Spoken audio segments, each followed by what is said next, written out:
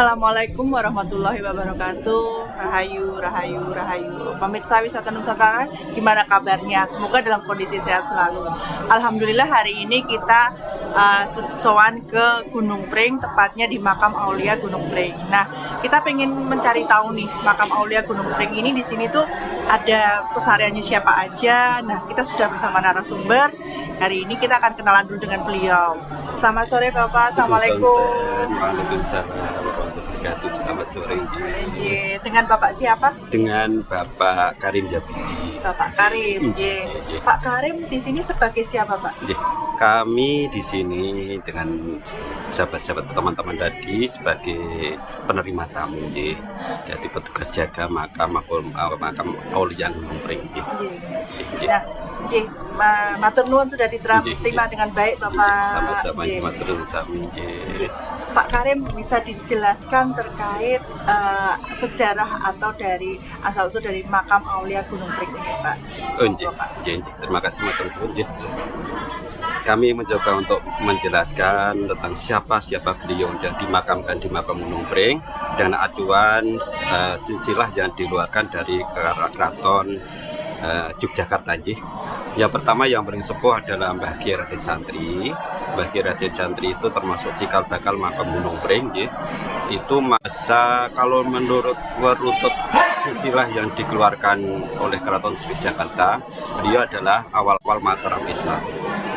Kalau dalam silsilah beliau adalah putra dari Ki Ageng Pemanan, ini yang silsilah yang dikeluarkan oleh Keraton Yogyakarta. Nanti seperti kita ketahui bahwa naiknya atau silsilah ke atasnya itu adalah Mbah Raden Santri, kemudian naik Ki Ageng Pemanan, kemudian naik lagi Ki Ageng Anis, kemudian naik Ki Ageng Selo II, kemudian naik ke Ki Ageng Selo I atau Ki Ageng Bitas Pundowo untuk Grobogan, kemudian naik lagi kepada Raden Bundar Kejawan. Raden Bundar Kejawan naik kepada Brawijaya kelima. Ini yang silsilah yang ada di sini yang dikeluarkan oleh Keraton Yogyakarta.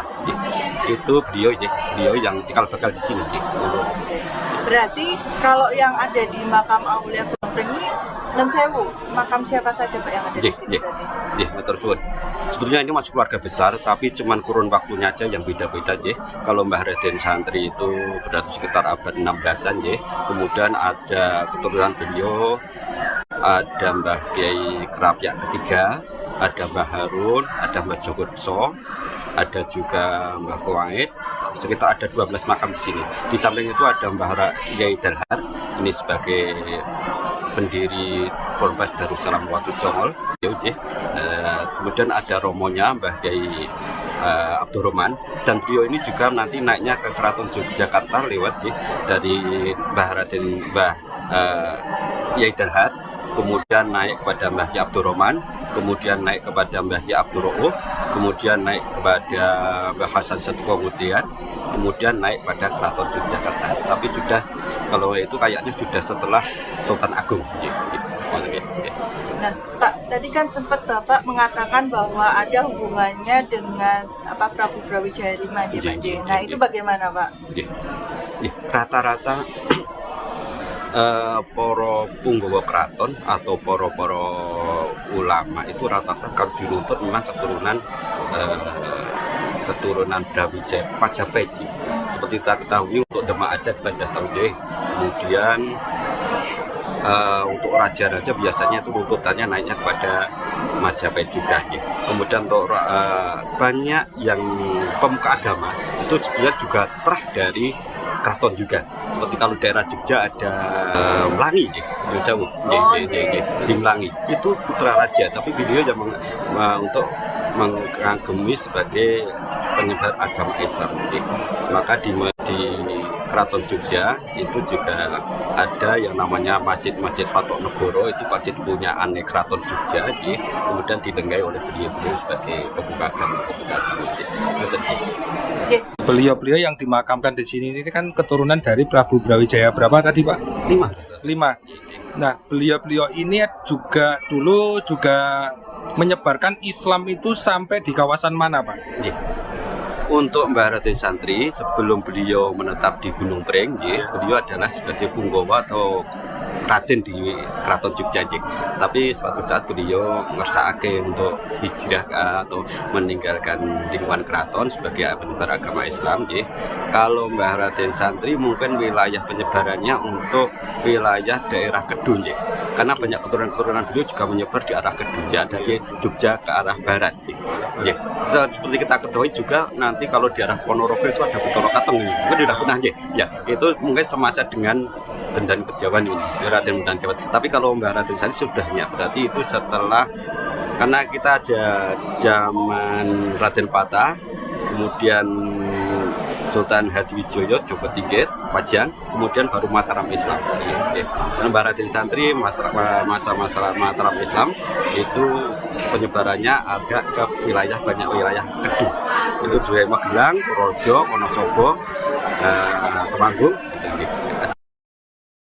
Pak, kalau yang di Gunung Pring ini yang paling utama atau yang paling sepuh di sini itu makamnya siapa, Pak? Menurut yang paling sepuh adalah Mbah Raden Santri. Ini bisa dirunut dari silsilah juga tata letak makam. Kalau kita tata letak makam, Mbah Raden Santri itu adalah yang paling utara. Paling utara berarti setelah beliau itu makamnya pasti di arah selatannya, karena orang Jawa biasanya nggak berani untuk di atasnya karena di atas mustokonya Mbah Raden Santri. Maka makam-makam setelah beliau ada di bawah. Seperti tata letak makam, jangan bisa periksa nih, bisa dilihat Mbah Raden Santri pada di atas sisi utara, paling utara. Itu menurut silsilah. Tapi kalau Mbah Raden Santri itu nama asli atau nama julukan, Pak? Betul sekali.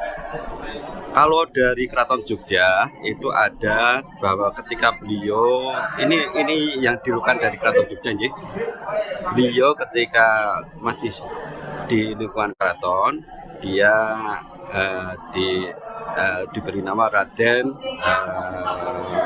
Singosari Mataram. Singosari Mataram. Itu nama beliau. Ini ketika beliau masih di lingkungan keraton. Ini menurut apa yang dikeluarkan oleh silsilah dari Keraton Yogyakarta.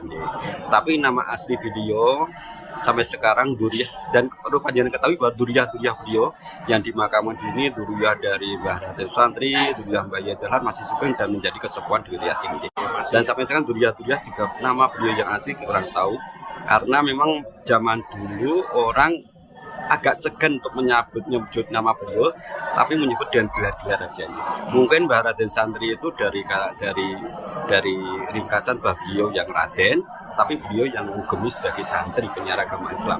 Maka sebetulnya menjadi Mbah Raden Santri. Kalau zaman dulu orang menyebut nama aslinya kadang suka pakewo gitu. Maka tapi ya sampai sekarang itu jadinya kita juga nggak tahu yang terkenal Mbah Raden Santri itu nama beliau. Sampai sekarang keturunan beliau, Duriyah beliau, nama aslinya nggak tahu. Berarti beliau ini penyebar agama Islam di Kedu ya, Pak? Kedu itu dari wilayah Kedu ya, Pak? Dari sini bahkan sampai ke, kalau kata Bapak tadi itu sampai ke Wonosobo, Pak? Ada keturunan beliau yang sekarang ada di sana aja. Ada yang di Wonosobo juga ya, Pak? Dan penyebaran beliau wilayah Kedu. Ya. Pak, itu tadi saya lihat banyak peziarah ke sini untuk mengambil air dari gentong. Itu sejarahnya seperti apa, Pak? Dan apakah gentong itu juga sudah dari dulu di sini atau seperti apa, Pak, ceritanya? Monggo. Ya, sebenarnya kalau gentong itu baru, bukan tinggalan, ya. Bukan. Kemudian air yang kita ambil juga sama dari sebab. Sebelumnya ada peninggalan Mbah Raden Santri, jadi saya tambahin ya, Mbah Raden Santri sebelum beliau lenggah di sini, beliau lenggah di arah selatan sekitar 1 kilo 2 kilo arah selatan itu di dekat Candi Ngawen. Oh iya. Oke, di situ ada beliau meninggalkan peninggalan masjid atau musola, kemudian yang terang ada sendang atau mata air. Nah, beliau itu yang membuat mata air di situ. Tapi kemudian beliau nggak tahu karena apa, kemudian beliau menetap di dusun. Perkiraan kita beliau menetap di dusun Santren. Santren. Ya, mungkin dari sampai sekarang nama dusunnya menjadi nama Santren, dan di sana juga ada hadiah makam dari Keraton Jogja. Itu kalau nggak salah zaman putra beliau jadi Mbah Krapyak I. Jadi perubahan dari bahwa Duriyah beliau yang dimakamkan di sini nggak semua dimakamkan di sini, tapi ada makam satu di makam Santren. Itu Duriyah Mbah Raden Santri, Duriyah Mbah Yadahlan juga dimakamkan di sana juga. Ada makam dua yang terkenal di sini. Dan untuk mata air ini sebenarnya sama saja. gentongnya baru, airnya juga ambil kita dari bawah. Cuman itu semua air itu juga makhluknya Allah juga yang berserah kepada Allah. Dan ketika barang itu dekat sesuatu yang baik dan bercampur dengan sesuatu yang baik, insya Allah kalau kita manfaatkan menjadi hal yang berkah atau positif. Kalau bahasa kita negatif positif gitu ya. Tapi kalau orang berkah itu kebagusan. Jadi kalau kita alam juga menjadi atau kita minum, insya Allah itu menjadi kebagusan bagi kita. Karena sesuatu dekat yang baik dengan barang yang baik, insya Allah kalau kita ambil juga menjadi baik juga. Itu intinya di situ. Pak, di sini kan saya lihat kan selalu ramai peziarah ya Pak. Nah itu peziarahnya itu mayoritas dari mana saja Pak? Jawa semua aja, untuk provinsi Jawa sudah, kemudian Sumatera, Kalimantan itu yang biasa, kemudian nggak sering-sering banget itu dari Sulawesi, tapi yang banyak itu Jawa, Sumatera, Kalimantan, Sulawesi agak jarang, Bali agak jarang, Nusa Tenggara agak jarang. Iya, itu banyak aja. Dan ini 24 jam ya Pak? 24 jam, ya, 24 jam. Ya. Ini kan masih ada keturunan dari Prabu Brawijaya ya Pak ya. Apakah pernah ada Pak pemeluk agama Hindu yang kesini tuh Pak? Secara pribadi saya pernah ada tamu dari Singapura, itu dia ada. Ya. Tapi itu tamu ada sahabat saya di Jogja, kemudian beliau ikut sini, kemudian ada juga dari yang non muslim aja juga ya ada. Kalau bahasa mereka itu bahasa energinya kok kuat ya, bahasanya mereka bahasa energi gitu ya. Kalau mungkin kalau orang Islam berkah, kalau bahasa mereka biasanya pakai energi positif ya. Jadi di sini kalau siapa saja mau berziarah asalkan niatnya baik boleh ya Pak? Boleh ya Pak ya? Nah ini pemirsa, ini ada peziarah dari Mas, dengan Mas siapa ini? Nurjaman. Nah, Mas Nurjaman, ini Mas Nurjaman dari mana Mas? Dari Sedayu, kelurahannya Dusun Sasandi, Mana, kota mana? Kecamatan Grobogan, Kabupaten Grobogan. Oh Grobogan. Iya. Masnya di sini rame-rame atau gimana Mas? Rame-rame, dua bis. Dua bis. Iya. Nah, selain berziarah, Masnya ini ngambil air, ini air apa Mas? Katanya teman-teman tuh air barokah. Air berkah gitu ya, Air peninggalan berkah. dari dulu ya. Iya. Ya, terima kasih ya Mas ya. Iya, sama-sama.